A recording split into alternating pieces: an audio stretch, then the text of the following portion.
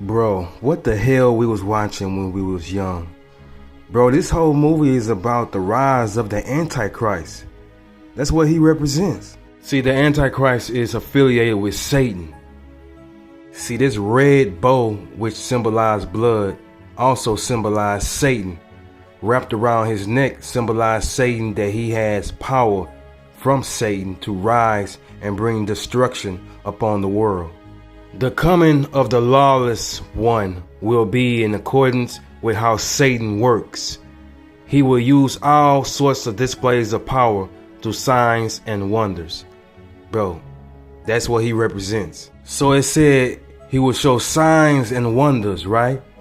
So what signs and wonders that he's going to show that shows he represents the Antichrist? Well, for one, he set the whole room on fire, bro. But how? He didn't have no matches. He didn't have no type of equipment to start a fire that quick. If you go back, you'll even see he shuts the door and they're walking up the stairs. You mean to tell me in 5 seconds he can start a fire that big, that quick? Nah, bro, this ain't a regular human being. He definitely represents the Antichrist. And not to mention, he walks through the smoke like he's unharmed by it. The daddy tried to warn him. My God, it's the devil. It's the devil. Not to mention that the Bible actually speaks of the Antichrist bringing forth a real fire. And the second beast, which represents the Antichrist, performed great signs to cause even fire from heaven to come down to earth in the presence of the people. So that explains why he's so connected to the fire in this movie. Because there's another scene where he's talking about fire. Let's light a forest fire. Don't you know it's bad to light forest fires? That's the whole point. Let's light a forest fire. Like the Bible said, he's going to show signs and wonders and even fire coming down from heaven to trick the people to thinking that he's the Messiah. Notice they showed him his room. It is completely full of clowns painted all over the walls.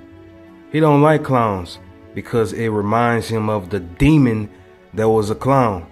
Now, what demon am I referring to? Well, the It Clown, of course. He wasn't nothing but a demon disguised as one. So that's why he don't like clowns, because he don't like the fact that it was a demon disguised as one. So since his room is full of clowns and it remind him of the It Clown, remember the It Clown also had a balloon symbolizing that he's coming for blood. Remember I said the bow stands for blood, but it can't be that. It has to be a balloon. The bow really stands for Satan now. So that means there's got to be a balloon somewhere in this movie floating in somebody's hand. And that stands for blood. We go find it. They even showing you on the cover of the movie what he represents. His whole shadow is the resemblance of how they depict the devil. And also he's dressed like that same depiction in the movie. Since we own this scene represents something too. Now check it. This girl has a birthday party but stops him from going outside with the rest of them to enjoy her birthday party because she knows what type of evil this represents. But this scene represents something deep. As you can see, he's blocked from having contact with the rest of the people outside. There's a reason for this, because he haven't rise yet to full power. But as soon as he gave him this old dried up ass prune, all of a sudden he's outside now with the rest of the kids, destroying the party. See that whole scene with him and them kids out there? It's all about the Antichrist, because he will deceive many religious people who are expecting the Messiah to come into believing that he is the Messiah, and that's how he will rise to power.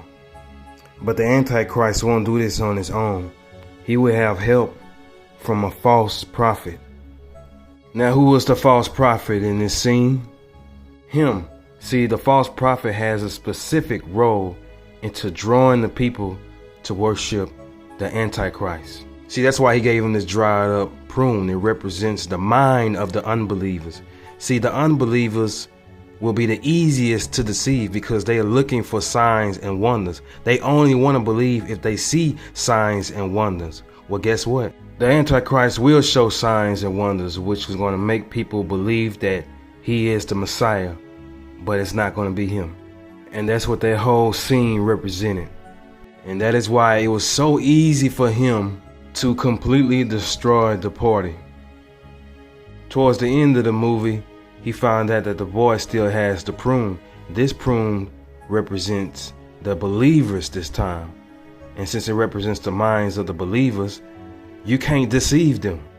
The very next scene, he's driving to see his father, and look, there's a man with a red balloon. I told you we was gonna find somebody with a red balloon. And at the end of the movie, you see the boy takes off the red ribbon, which represents Satan, the Antichrist, the false prophet, will be thrown into the lake of fire. The end.